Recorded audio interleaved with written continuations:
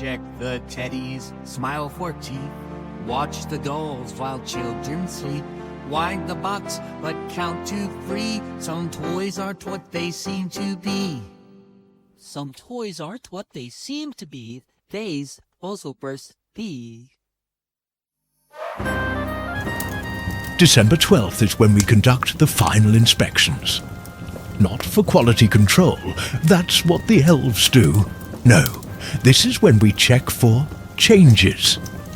You see, sometimes toys turn wrong. Not broken exactly, something worse. It usually starts small. A teddy bear's smile that's just a bit too wide when no one's looking. A doll whose head turns to follow you even after you've removed its batteries. A toy soldier that bleeds when you drop it. The elves have learned to spot the signs. The good ones can sense it before the toy even finishes taking shape on the assembly line. I've had to implement strict protocols. Any toy that laughs without being squeezed, any stuffed animal that blinks, any jack-in-the-box that whispers, straight to the furnace. But they're clever. Sometimes they hide it until they're wrapped, waiting in silence until Christmas Eve. The list helps in its own way. It has a special category now, written in ink that squirms under moonlight. Toys that hunger. Sometimes a name will appear there, then vanish a few days later. I try not to think about what that means. Mrs. Claus says I'm being paranoid, but she wasn't there in '83, when that batch of chatty Cathy dolls started teaching children words that made their parents' eyes bleed. Or '95, with the teddy bear that tried to collect enough children to build itself a real body.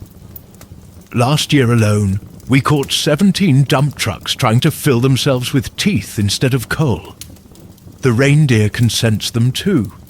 Dasher refuses to land at houses where the presents have started purring. Rudolph's nose flashes warning signals when we pass over chimneys that smell like playground fears. Even the list seems uneasy, its pages rustling nervously whenever we discover another toy train that's learned to run on tracks made of nightmares. The worst part? Sometimes they get through. Despite all our precautions, all our checks, all our safeguards. That's why I started keeping records of which toys go where. Just in case.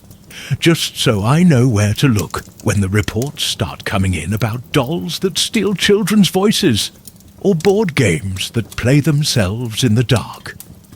I have a special workshop, hidden even from the elves, where I keep the ones we catch, study them, try to understand why they turn. The room is lined with salt and silver, but sometimes at night I still hear them plotting, trading strategies, teaching each other new ways to hide their true nature until it's too late. Yesterday, a rocking horse started singing lullabies about hunger. 3 teddy bears attempted to form a hive mind, and a toy chemistry set tried to teach a child how to distill fear into something drinkable.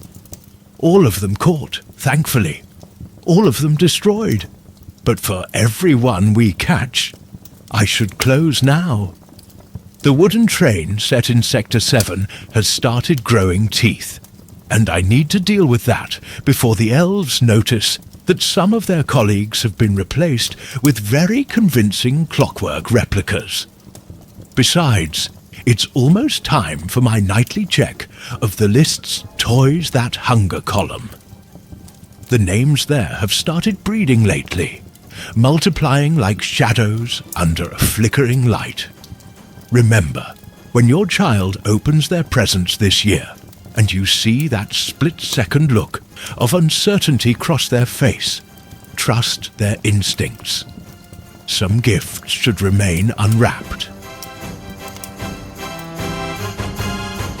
Tick-tock goes the clock as toys turn in the night. Bears check your presence twice. Something's not quite right.